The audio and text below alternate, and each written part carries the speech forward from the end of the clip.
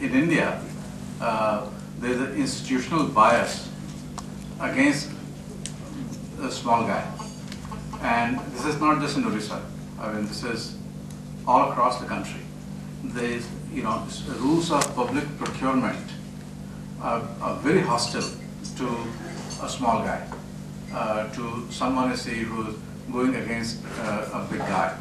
And I'll give you some examples. The other day I was in Bangalore. I started my trip in Bangalore, and you might have heard the name of Nandan Nilekani and Shrikant Nadamani. These are the two guys who are the brains behind the Universal ID project.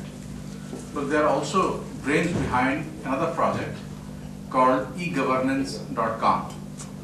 And it's a fabulous, fabulous NGO. What they have done is they have developed a complete system for municipalities, and they give away the whole thing for free. They give it away for free. Thank you.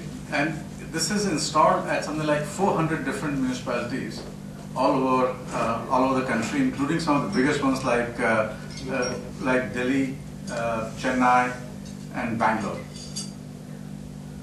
Lately, they discovered that they need a lot more hand-holding, and they need a lot more customer support for customization and for ongoing support.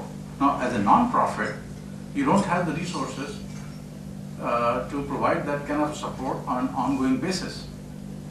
And even if you are Nandan Nilekani, you don't have infinite resources. He has put a lot of money, his personal money, into this NGO and brought it to the stage. But he also doesn't have unlimited money.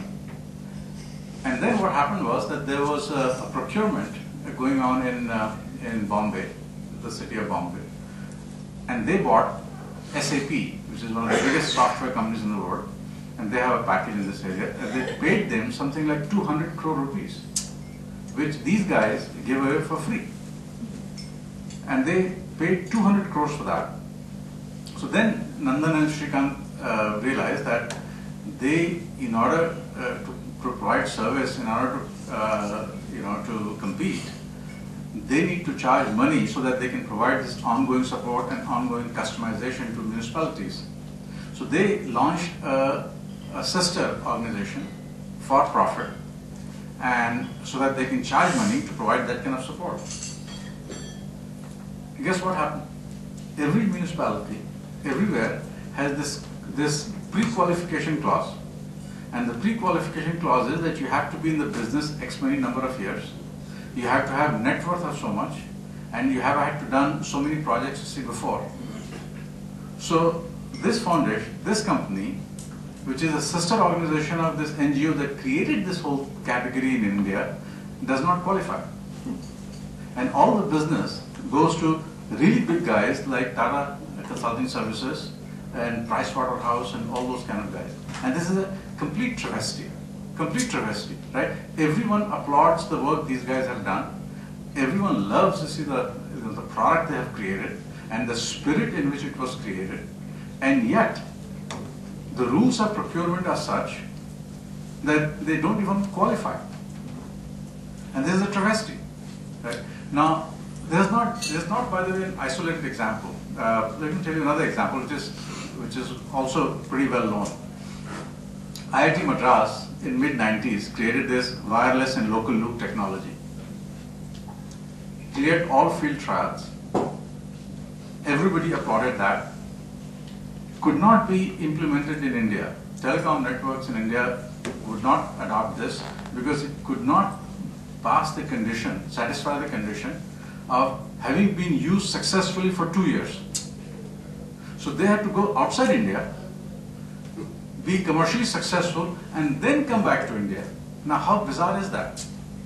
This is complete bizarre. And it's not just in high tech, right? In every area. Madhya Pradesh is doing right now, trying to develop hydroelectric power potential. So they have this thing going on, and they're looking at all those things. One of the conditions there is that you have to be, company has to be in 4 years in business, company has to have so much of net worth, and you have to have done 3 projects of a similar kind. Now, what they don't realize is that by putting that condition, they are basically eliminating any entrepreneur from MP to participate in that. And this is for small hydroelectric power projects. They're not 1,000 megawatts. These are 1 megawatt, 2 megawatts, 5 megawatt projects. And they have completely eliminated anyone from MP. Why? Because all the hydroelectric work has taken place only in 3 states: Himachal, Andhra, and Karnataka. Everywhere else has the small ones, the really big ones, where there is a large installed base of experiences in these 3 states. And you would wonder, why would the state government do that? And they don't do it. I don't think they do it consciously. I think it's so ingrained in the practices that this bias against the small guy continues.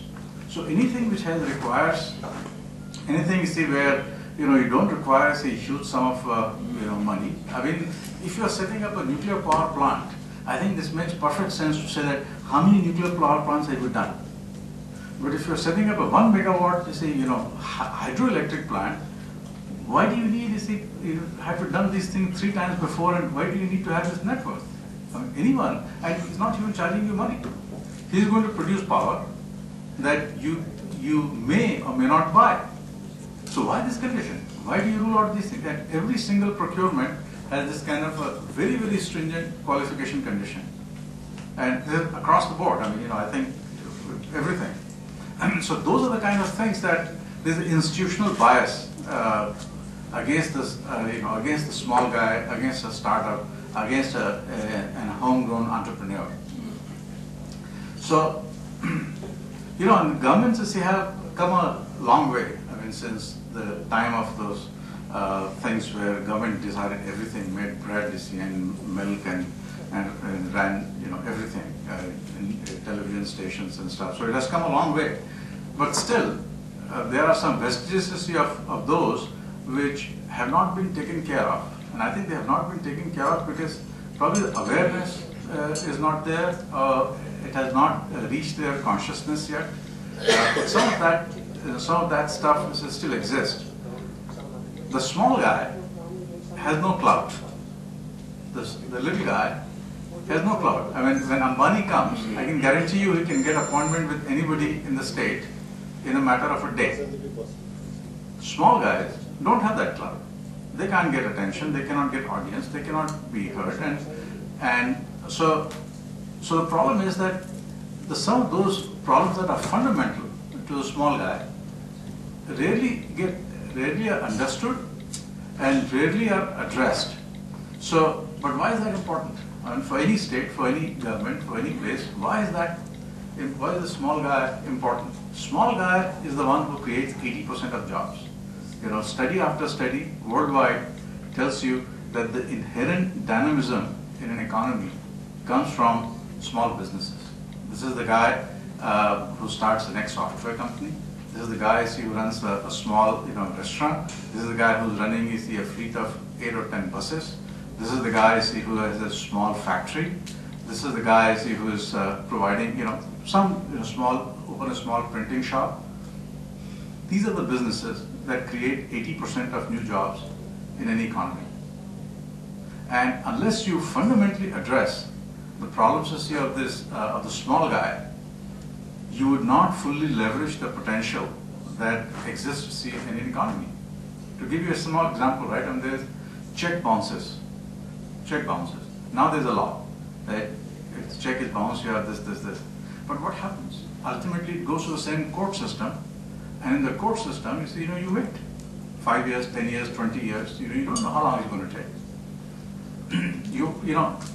You want to know why places like Dubai and Singapore and Hong Kong are so attractive places for businesses all over the world? In Dubai, if there is a bounce check, within 30 days there is a hearing, and the person who writes the bounce check can go to jail for 90 days. Nobody writes a check that's likely to bounce in Dubai. Nobody. And that's why the investment per capita is one of the highest in the world in places like Dubai and Singapore and Hong Kong. Now, if you look at it, what have these places got that places like Orissa don't have? They have nothing. They don't have good climate. I mean, who wants to live in Dubai? I mean, in your right mind, would you live in Dubai by itself? But yet, people go there. And they are willing to pay as much as Dubai, Hong Kong, Singapore, they pay as much as 10 times what they would pay if they only decided to go 10 kilometers away from that city. You go from Singapore to Malaysia, 10 kilometers away, and the price of an apartment rent goes down by a factor of 10. Same thing in Hong Kong and China, same thing in Dubai versus the other places. Yet people come to these places. They are willing to pay those kind of prices to live in those places. It's not, it's not the natural resources, it's not your location, it's not your any inherent advantage, history or geography or natural resources. None of these things matter. Ultimately, for prosperity, what matters is the policies and the rules of the state and how efficiently they are enforced. So, most critical thing for prosperity of a state, for widespread prosperity of a state, is to focus on the problems that a typical small guy, a small business guy who creates jobs, faces. How many states have, all the states have this thing where they, they honor, say, the big guys, right? The industrialists of the year and stuff, Tata and builders. How many states honor the entrepreneur of the year? The guy who creates 10 jobs. How many bureaucrats does he, how many ministers does he go, to try to solve that problem? Well, there's no glory in it. It doesn't make, press conferences in other startup, adding another 10 employees. That doesn't make press, right? There's no photo op, and there's no glory there. So these problems don't get addressed. And yet these are the fundamental things that make or break or differentiate an economy. So, and those are the, that's the opening statement. Right. That's fantastic. I think you put it very nicely.